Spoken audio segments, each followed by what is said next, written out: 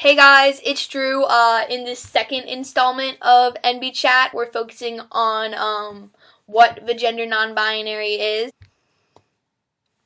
So first, to understand the gender non-binary, you have to understand the gender binary. And the gender binary is a system that society pushes on people that you have to fit into a certain category if you have certain genitalia, and you have to identify a certain way and act a certain way and express yourself a certain way.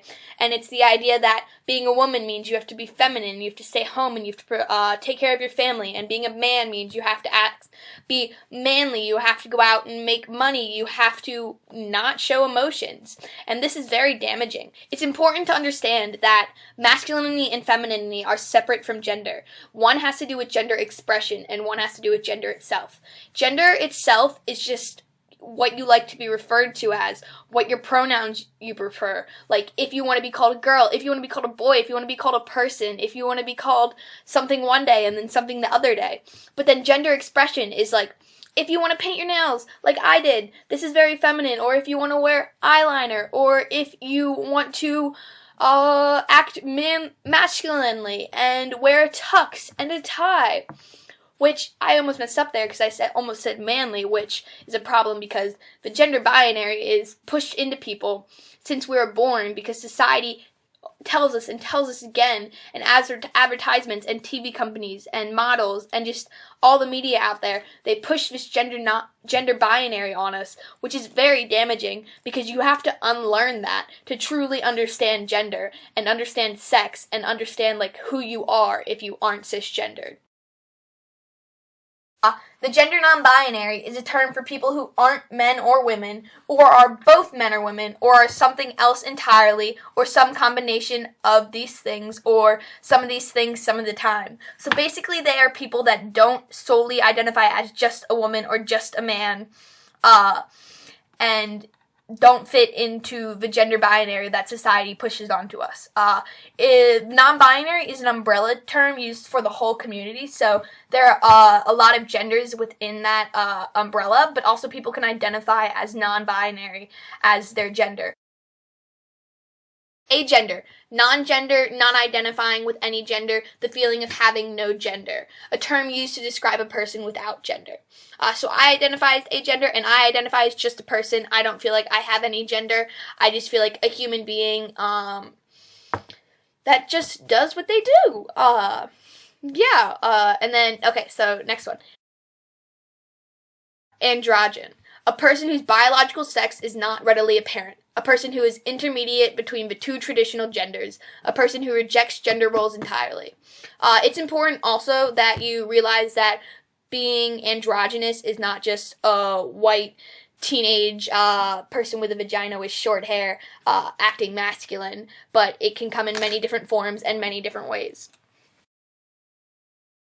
Bigender, which means you are both genders and or have a tendency to move between masculine and feminine gender-typed behavior depending on context, expressing a distinctly male persona and a distinctly female persona, like two separate genders in one body. So, demigirl can be used to describe either someone assigned female at birth, but who has the barest association with that identification, or someone assigned male at birth who is trans-feminine, but not wholly binary identified, so that they feel strongly more associated with female than male, socially and physically, but not strongly enough to justify absolute self-identification as a woman. So, they are a woman, but they're not fully a woman. And then that goes for demiguy too, which is someone who is assigned female at birth, who identifies mostly as male, but not fully to make them a binary trans person. And the same with being assigned male at birth and identifying as a demiguy, means you have the barest association with that identification. I don't think I did a good job explaining that, so I apologize. Gender fluid, referring to a gender identity that changes over time or situation, that might be one thing another day and might be another thing another day.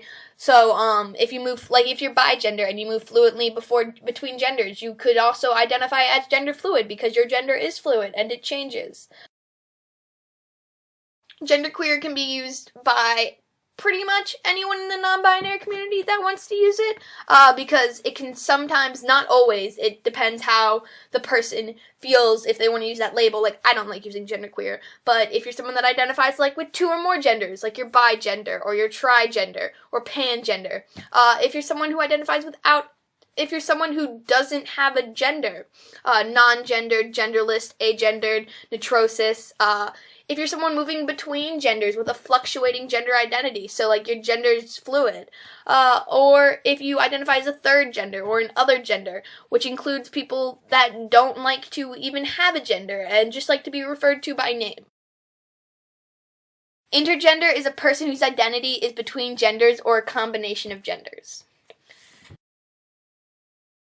Neutrosis, an identity used by individuals who feel they fall outside of the gender binary. Some feel like a third gender, some are agender. It just depends on the person.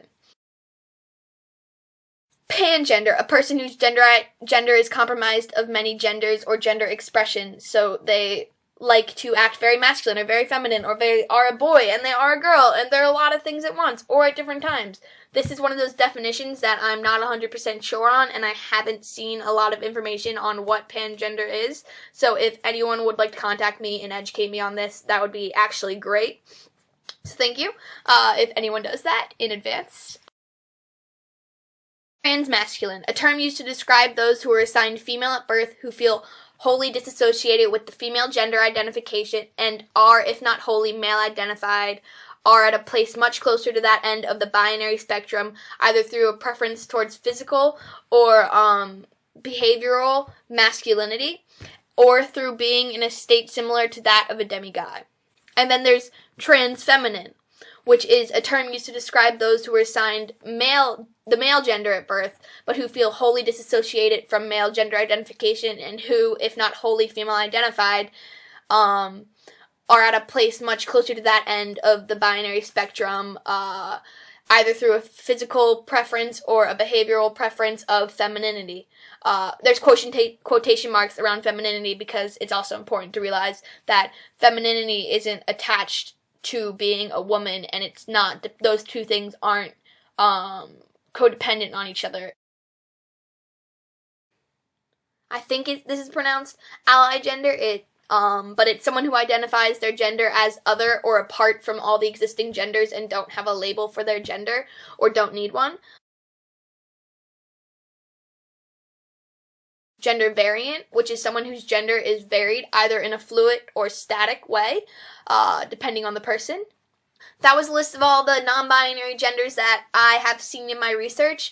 If one of these definitions isn't correct or if I left out a gender in any way, please message me and let me know. I will correct myself or share that information one way or another. But thank you guys for watching, and I hope this was educational.